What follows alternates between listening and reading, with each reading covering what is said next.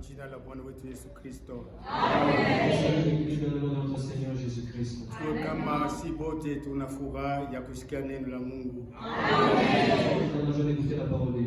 Na mara ya kwanza kuhubiri kwa nafasi hapa. Nilipita mara mbili na waza mwi kanisa. Ale siapata maladi na pale abayanikata mkulu. Avant que je ne sois atteint de la maladie que la jambe se compliquée. Tena leo miataka kumiaporte sauti ya Mungu. Et aujourd'hui je vais vous apporter la parole de Dieu. Kama vile Biblia inasema. Comme la Bible le dit. Bila kuponda wakati tunaweza kusimama na kusoma neno la Mungu.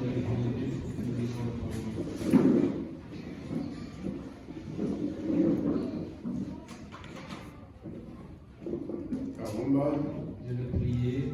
Baba wetu mbinguni, Mungu mzima, Dieu vivant, Dieu qui est au ciel, katika jina la Bwana wetu Yesu Kristo, wewe Mungu unaliwaka mwisho mbele ya mwanzo kwanza. Mungu wingi tuko na hapa, le nombre que nous sommes ici, ulijua sema ndio wale wataingia. Na hii siku aina al-improviste, n'est pas l'improviste au devant de moi. ulijua sema nitasimama mbele ya watakatifu na kusema neno lako. Je me tiens devant ton peuple saint pour te parler de toi. C'est pourquoi moi et toute l'assemblée, nous avons besoin de tes mains. Tongoze mkweli ya neno lako. Amen. Ta parole. Napenda uvuto wa Roho Mtakatifu katikati yetu. Je veux la fluence de la Zaidi mafuta ya Roho Mtakatifu. Et surtout l'onction du Saint-Esprit. Tutangulie mambo yote. Amen. Mungu uwezo wote angiza shetani kwa nafasi yako. Que tu brûles l'esprit de basi tunakaa jina lako takatifu. Kule tunakuomba Seigneur. Wakati tunaapporte neno lako. Uwezo ya kuvuka itushike. Na we Mungu utawali katika yetu. Kwa njia neno lako na kwa njia Roho wako Mtakatifu. Bariki kila mmoja alikuja hapa. Na asitoke bure. Basi ubeba ile Mungu imletea nafasi hapa. Kwa Seigneur Dieu tout-puissant. Nami na mkutano yote mzima. Tunaangalia kule kwa mbingu. Ile siku ya Mungu na Bwana wetu. Wale basambente balianza kuangalia kwa mbingu. Roho ya Mungu ilishuka. Na kila mmoja alikuja mwenye kuyaza na roho yake. Tunaomba Seigneur na pafasi hapa Bwana. Yaze na roho yake. Ukisema seme masiku ya mwisho kuna mtu atafundisha mwenzake. Wote watafundishwa na roho yao. Sikia Seigneur tufundishwe na roho yao. Mwanzo na mwisho Bwana utawale. Mungu mgonjwa aponyeshwe. Kama kuko ule ya kupokea wewe Bwana na Mwokozi Yesu Kristo. Amini na kupokea. Waanze nasi na walize nasi. Jina la Yesu Kristo. Amen. Tasoma neno la Mungu. Nous allons lire la parole ici. Genèse chapitre 20, 25.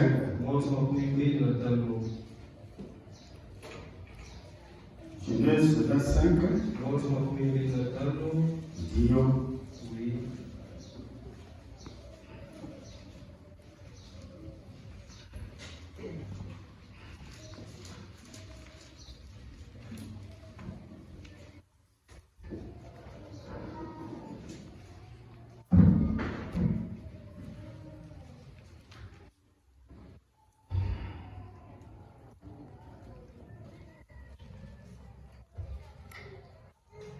Verset chapitre 21 à 25.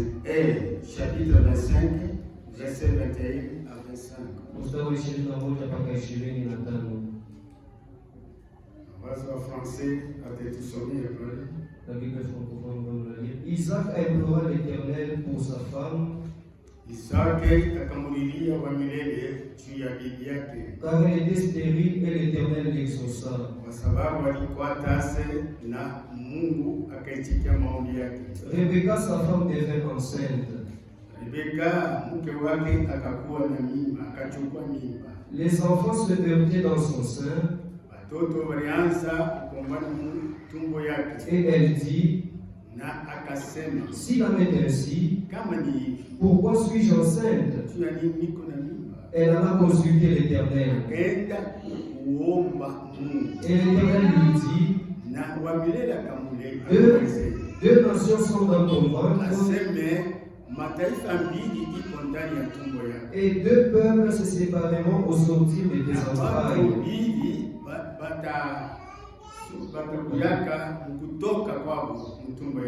Un de ces peuples sera plus fort que l'autre,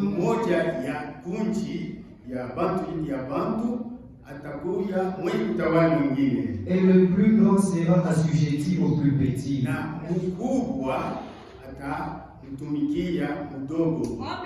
Les jours où elle devait accoucher s'accomplirent, et voici il y avait deux jumeaux dans son ventre. Le premier sortit entièrement roux, et un manteau de poils, et on lui donna le nom d'Ésaü. Ensuite sortit son frère, dont la main tenait le talon d'Ésaü, et on lui donna le nom de Jacob. Isaac était âgé de 60 ans lorsqu'il naquit. Isaka alikuwa na miaka ya 60 wakati balizaliwa. Mungu abariki kusoma kwa neno lake. Que Dieu bénisse la lecture de sa parole. Sujet mutashika, le sujet que vous allez retenir, c'est les trois tenesi. Halali ya kuzaliwa wa kwanza. Droit tenesi iko na mafasa. Halali ya kuzaliwa wa kwanza est très important. Mkundi ya bateule. Parmi la troupe des élus.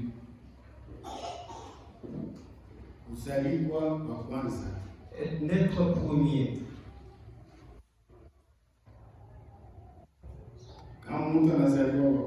Lorsque quelqu'un est en premier, la plupart ne reconnaissent pas ce qu'il est. Si le premier né, lui ne se reconnaît pas comme étant premier-né, il fera des choses comme un enfant. Mais c'est lui qui connaît notre premier à il va saisir le droit de laisser avec beaucoup de sérieux. Avant de continuer de poursuivre, et chacun sache que l'élection et l'appel dépendent de Dieu.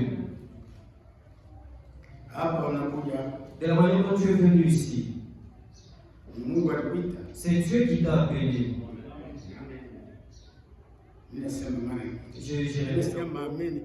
J'ai entendu peu d'amen. De la manière dont tu es venu ici, sache que c'est Dieu qui t'a appelé. Et si tu découvres que c'est Dieu qui t'a appelé,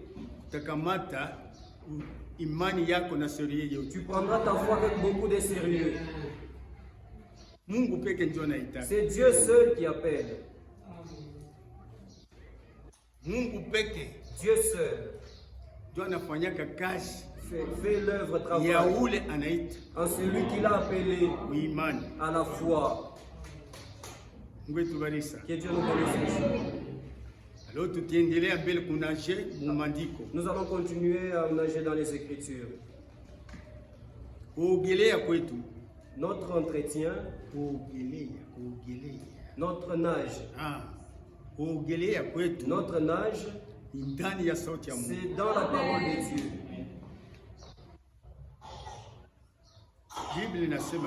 La Bible dit qu'il ne faudrait pas aller au-delà de ce qui est écrit dans la Bible. Na kama unataka kuwa Mkristo wa kweli, et si tu veux être un véritable chrétien, shika neno la Mungu ile wewe unakuhubiri. Saisis la parole de Dieu qui t'est prêchée. Amen. Amen. Sheye ni message tunapokea. Le message que nous avons reçu iditurudisha kumwandiko, nous a ramené aux Écritures. Kama wewe uko na bishana maandiko, si toi tu es en train de discuter vis-à-vis des Écritures, ni preuve ya kusema haujaamini. C'est une preuve que tu n'as pas encore cru. Ikiwa mariage, que ce soit concernant le mariage, ikiwa katikati ya bafrère, que ce soit entre les frères kati ya ndugu, kama kuna kuya makosani, s'il y a des tiraillements, kama pasteur, si le pasteur au diacre, ou soit le diacre chez Machi, na hii Bible anakusomea, viens avec cette Bible et vous la lisez, tambua na kujua sema huyu ni Mungu anasema, reconnais que c'est Dieu qui a parlé. Na kama unaamini vile, et si tu crois de cette manière-là, imani yako, ta foi itaendelea kumwe. Mungu tubariki sana.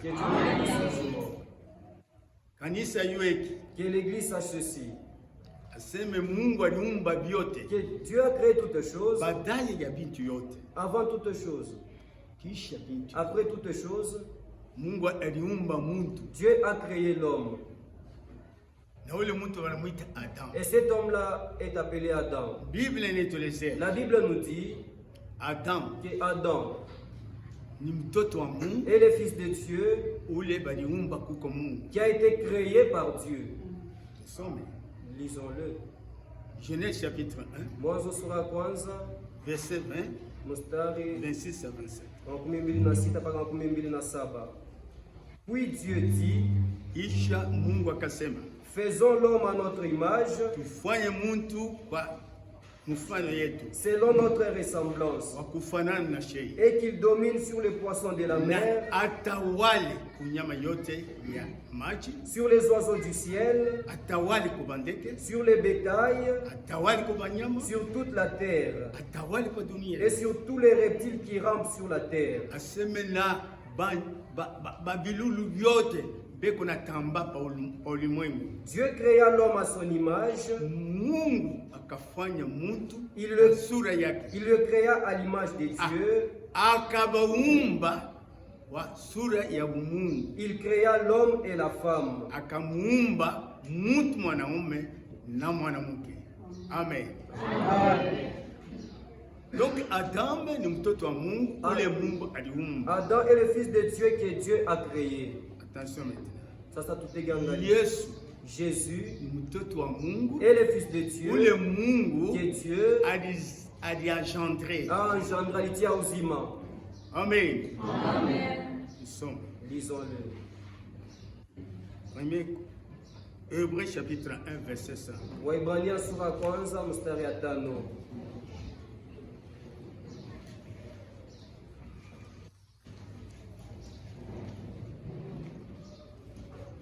Car Hébreux chapitre 1 verset 5. Waebrania sura kwanza 5. Car kwa sababu auquel des anges Dieu a-t-il jamais dit, ikuba malaika kani kule Mungu alisema, tu es mon fils, weye uko mtoto yangu, je t'ai engendré aujourd'hui, ninakuzala leo, et encore na mara nyingine je serai pour lui un père, miye Mungu takuwa baba yake, et il sera pour moi un fils. Yes, Adam atakuwa mtoto yangu. Amen. Amen. Donc Adam Adam mtoto wa Mungu est le fils de Dieu, ule Mungu aliumba, que Dieu a créé. Yesu Jésus mtoto wa Mungu est le fils de ule Dieu, Mungu alizala, que Dieu a engendré. Amen. Amen. Sasa Yesu, maintenant Jésus, ni nani? Qui est Jésus? Jean chapitre 1. Yohane sura kwanza. Kwanza pale kufika pa 5. Mstari wa kwanza mpaka wa 5.